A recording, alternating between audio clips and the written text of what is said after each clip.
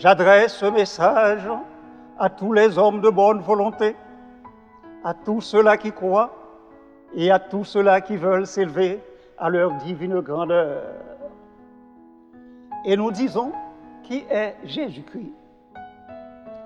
Jésus-Christ est à la fois notre Dieu, notre Sauveur, notre frère et notre ami. C'est à travers ces quatre personnages qu'il devient aussi notre maître, nous enseignant non ce qu'il est, mais ce que nous sommes. Après avoir prêché dans les synagogues, critiquant sévèrement la conduite des hommes et leur parlant aussi de la nouvelle naissance, il s'est laissé aller jusqu'à être maltraité, crucifié et mourir comme le plus vil homme de la société. En tuant Christ, l'homme a assassiné son propre Père et Créateur, Dieu lui-même.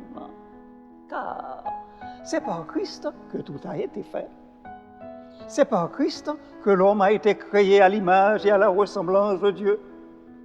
Ainsi, l'homme est le produit de l'amour. Le produit de l'amour omnipotent de Dieu en Christ. C'est par Christ que Dieu s'est rendu accessible à l'homme. Christ, c'est le geste paternel d'un homme qui ouvre ses bras à son Fils. C'est dans ce sens que Jean a pu dire que Dieu a tant aimé le monde qu'il a envoyé son Fils unique, afin que quiconque croit en lui ne périsse point, mais ait la vie éternelle. Ce Fils unique n'est autre que la projection vivante et parfaite de Dieu lui-même vers l'homme.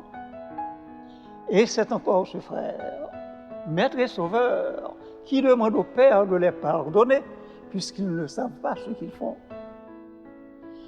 En vérité, dans les ténèbres de son ignorance, l'homme ne savait pas ce qu'il faisait.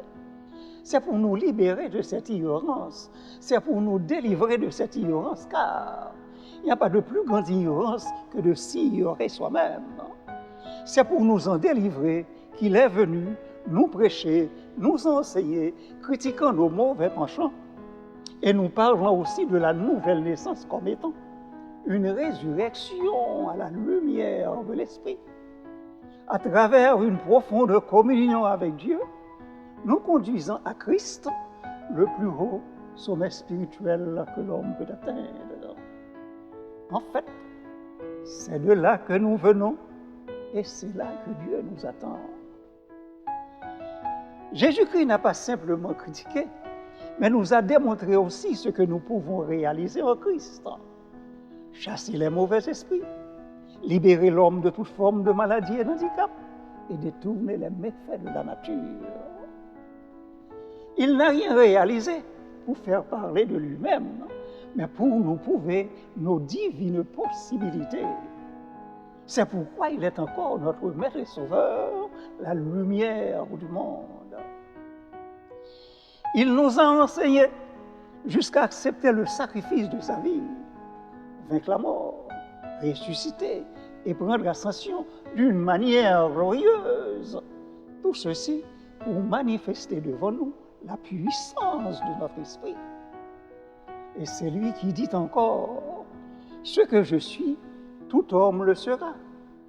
Ce que je fais, tout homme le fera. » Nous donnons ainsi l'assurance que nous sommes tous fils de Dieu. Que pouvons-nous attendre d'autre, sinon que de le suivre et de nous appliquer? Amen.